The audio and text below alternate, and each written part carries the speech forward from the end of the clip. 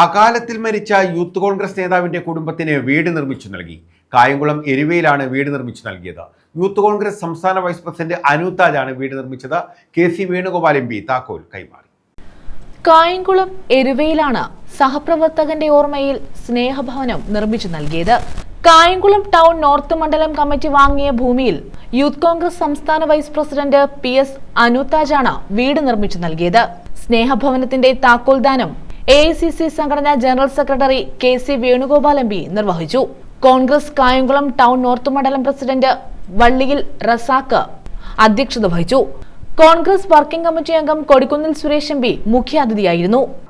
അത്തരം ആളുകളെ മറ്റുള്ളവരുടെയൊക്കെ സഹായത്തോടുകൂടി സന്നദ്ധ സംഘടനകളുടെയും വിദേശ മലയാളികളുടെയും അതുപോലെ തന്നെ മറ്റ് ഇതുമായി സഹകരിക്കാൻ കഴിയുന്ന ആ നല്ല ആളുകളെയൊക്കെ ചേർത്ത് നിർത്തിക്കൊണ്ട് ഇതുപോലെയുള്ള വീടുകൾ വെച്ചു കൊടുക്കാൻ അനൂതാജിനും യൂത്ത് കോൺഗ്രസ് നേതാക്കന്മാർക്കും കഴിയുമാറാകട്ടെ എന്ന് ഞാൻ ആശംസിക്കുകയാണ്.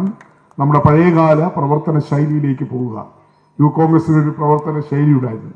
പക്ഷേ അത് വയലാർ രവിയും AK ആന്റണിയും ഉമ്മൻചാണ്ടിയും VM സുധീരനും രമേശ് ചെന്നിത്തലയും കാർത്തികനും ഒക്കെ നമ്മൾ കാണിച്ചു തന്ന യൂത്ത് കോൺഗ്രസിന്റെ ഒരു പ്രവർത്തന ശൈലിയുണ്ട്.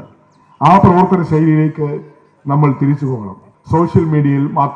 സോഷ്യൽ മീഡിയ പ്ലാറ്റ്ഫോമിൽ മാത്രം ഒതുങ്ങുന്ന പ്രവർത്തനമാകരുത് യൂത്ത് കോൺഗ്രസിൻ്റെത് അല്ലെങ്കിൽ ചെറുപ്പക്കാരുടേത്. സോഷ്യൽ മീഡിയയിൽ അല്ലെങ്കിൽ വാട്സാപ്പിലും ഫേസ്ബുക്കിലും ഇൻസ്റ്റഗ്രാമിലും അതുപോലെയുള്ള സോഷ്യൽ മീഡിയ പ്ലാറ്റ്ഫോമുകളിൽ മാത്രം ജീവിക്കുന്നവരായി യൂത്ത് കോൺഗ്രസ് മാറാതെ സമൂഹത്തിന്റെ നാടിന്റെ പ്രശ്നങ്ങളിൽ സമൂഹത്തിന്റെ പ്രശ്നങ്ങളിൽ അവശത അനുഭവിക്കുന്ന പ്രയാസപ്പെടുന്ന ഭാരപ്പെടുന്ന ആളുകളെ സഹായിക്കുവാൻ വേണ്ടി ഉള്ള മനസ്സ് നമുക്കുണ്ടാകണം.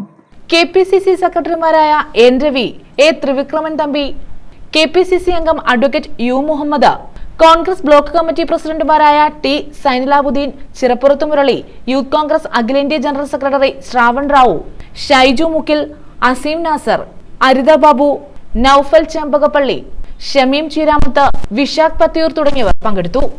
News bureau, Kayamkulam.